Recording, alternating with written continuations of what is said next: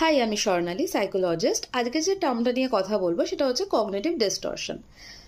প্রথমে যদি বলি কগনিশন মানে কি, কগনিশন মানে হচ্ছে আমাদের যে চিন্তা ভাবনা করার ক্ষমতা, আমাদের যে ডিসিশন নেওয়ার ক্ষমতা, আমাদের যে যুক্তি দিয়ে লজিক্যাল যে আমাদের ব্রেন যে কাজগুলো করতে পারে, বা আমাদের যে জাজমেন্ট, এই সমস্ত কিছুগুলোকে একসঙ্গে, মানে thinking, memory, language, judgement, intelligence, এই সমস্তগুলোকে একসাথে বলি আমরা কগনিশন।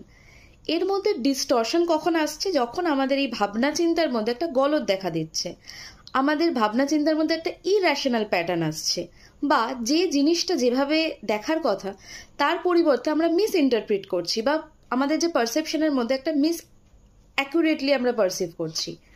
তো সেখান থেকে আমার মনে হলো অনেকগুলো কগনিটিভ ডিস্টরশনের মধ্যে দুটো আমার খুব মনে হলো যে অনেকে রিলেট করতে পারবে। সেই দুটো হচ্ছে all or nothing thinking, and আর একটা হচ্ছে overgeneralisation. All or nothing থিঙ্কিংটা যেটা বললাম যে ইরেশনাল প্যাটার্ন হবে, যে জাজমেন্টটা মনে হবে, যে রিয়েলিটি ওরিয়েন্টেশনটা অনেকটা থাকবে না বা ডিস্টর্টেড হয়ে যাবে, সেখান থেকে আসছে all or nothing thinking. Black and white থিঙ্কিংও আমরা একে বলতে পারি। সেখানে যে মানুষটির এই থিঙ্কিং প্যাটার্নে ভাবে, সে এক্সট্রিমলি গুড বা এক্সট্রিমলি ব্যাড, এই দুইভাবে সিচুয়েশনকে দেখে, এবং এর ফলে কি হয়, তার সেলফ এস্টিম আস্তে আস্তে কমে যেতে থাকে। সে কোনো সাপোজ কোনো একটা এক্সামে সে যদি পাশ না করে, সে মনে করে সে জীবনের কোনো এক্সামেই পাশ করবে না, তার জীবনটাই পুরো বৃথা গেল। নয় এক্সট্রিম গুড, নয় এক্সট্রিম ব্যাড, মানে একটা পারফেকশনিস্ট হবে বা একদম পুরো ফেলিওর।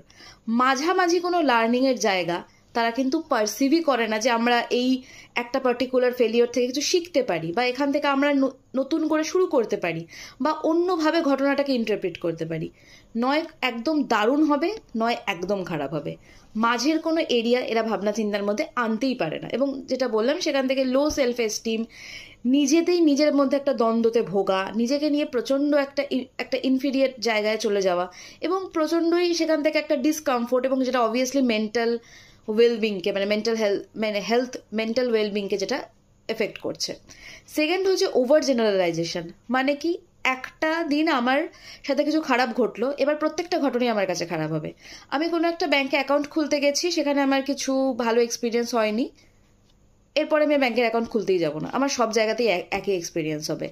আমার একদিন সাপোজ কোনো একটা মানুষ বাস পেতে কোনোদিন আধা ঘন্টা লেট হয়েছে একটা জায়গায় যাওয়ার জন্য, সে মনে করবে প্রত্যেক দিনই সে হয়তো আধ ঘন্টা করে লেটেই পৌঁছাবে, যখনই সে যাক না কেন।